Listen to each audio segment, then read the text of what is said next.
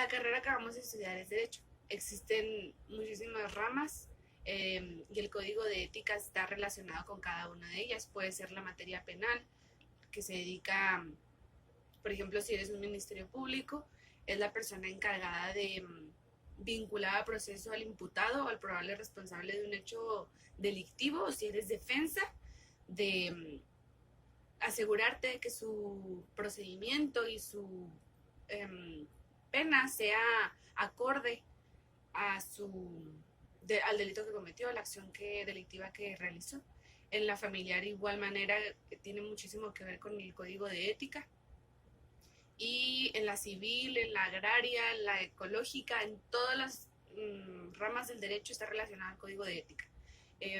Su promulgación o su decreto fue realizado en 1983 por la Asamblea del Colegio de Abogados de la República y fue con la intención de dar un margen o una base de actuación para los abogados en general y de todas las materias.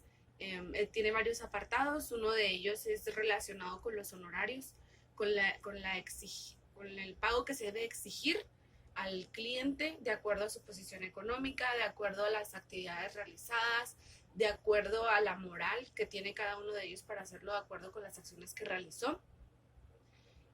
Otro de los apartados es las obligaciones del abogado o sus derechos, entre ellos conforme al artículo 9 y 8 de nuestra Constitución está el derecho que tiene a asociarse, el derecho de expresión, el derecho de cada uno de ellos que tiene para poder hacer su carrera y ejercer. También están sus obligaciones, que podrían ser el actuar conforme a la ley, conocerla, que todas sus acciones estén de acuerdo a su moral y a su ética personal, pero también a la de sus compañeros sin restringir sus derechos. Otro de las obligaciones que tiene el abogado es si se compromete a la defensa o a hacer la imputación, debe de hacerlo sin excusas y no se puede retirar. Tiene un compromiso moral con el usuario o con la víctima para continuar con su procedimiento.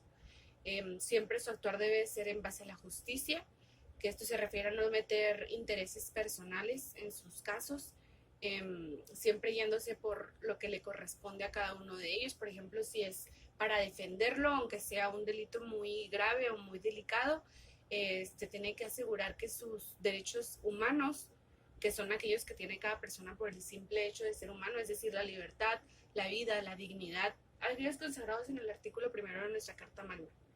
Él debe asegurarse que cuando se le ponga una condena a este imputado, se respeten, que sea de acuerdo a la conducta delictiva, como se ha mencionado anteriormente.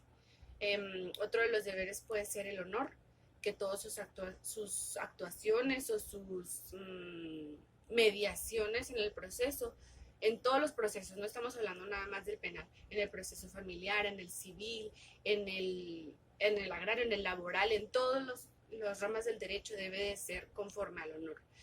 Repetimos una vez más, es aparte de la moral que tiene la persona conforme a su educación, es también el que nos dice este código de ética, respetando la dignidad del usuario y sin tener ningún interés personal.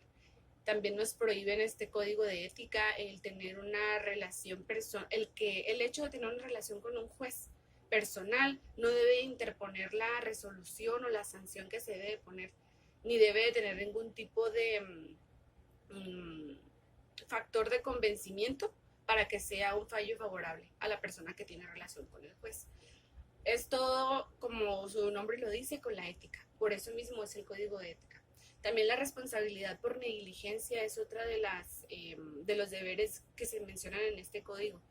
Esto se refiere más que nada a que nosotros tenemos una obligación. Somos el representante del usuario, entonces cuando exista, por ejemplo, procesalmente hablando, una falla y nosotros no lo comunicamos al juez o no hacemos algo para evitarlo, estamos cayendo en negligencia. Este código nos pide que nos omitamos de actuar negligentemente o con el error, es decir, con la concepción errónea de la realidad. También los alegatos. Con esto se refiere a que nada más digamos y mencionemos lo necesario y sin sacar la información de los juicios, de mantenerla únicamente en lo que corresponde y lo que es necesario para poder dictar un auto, para que el juez dicte un auto. Es decir, sin comunicarlo a terceros, sin decir información que no tiene nada que ver, que puede dañar la moral o la dignidad de terceros, de testigos o de la misma víctima o imputado. Otro de los deberes es el respeto a la ley, que es normal que en cada una de las materias se diferencie un código o una ley. Nosotros, además de conocerla, debemos de respetarla, no únicamente sabernos cada uno de los preceptos, sino de actuar conforme a lo que se indica en ella, moralmente y procesalmente.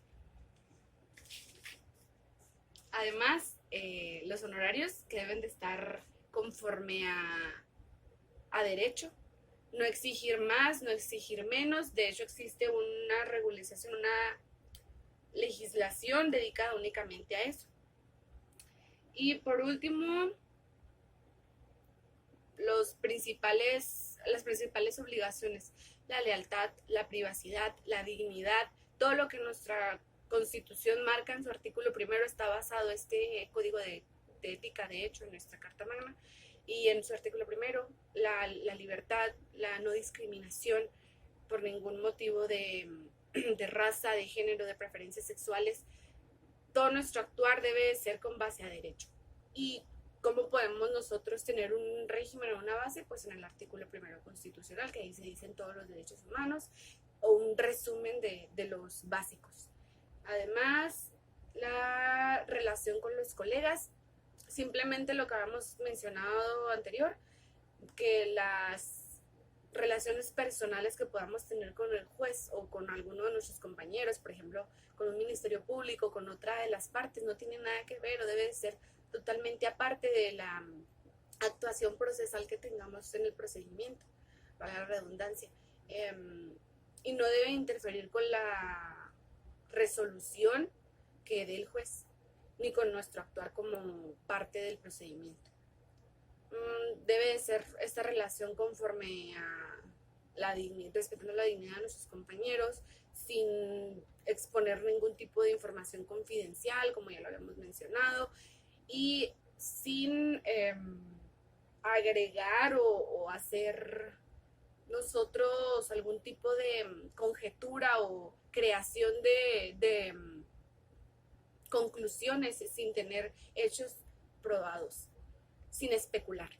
No debemos especular, debemos de hacerlo todo conforme a los procedimientos que nos indican, dependiendo de la materia, ya sea penal, la familiar, la constitucional, que es la que nos rige en todo nuestro actuar.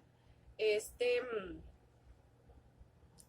código de ética fue creado justamente con el interés que tenía el Colegio de Abogados de la República para darnos un medio de, además de nuestra Constitución, basado en nuestra Constitución, un medio, una base para tener un actuar apegado a derecho y a la ética, que, como ya hemos mencionado, tiene mucho que ver con nuestros principios de casa, lo que ya todos conocemos, lo que es el actuar bien y mal,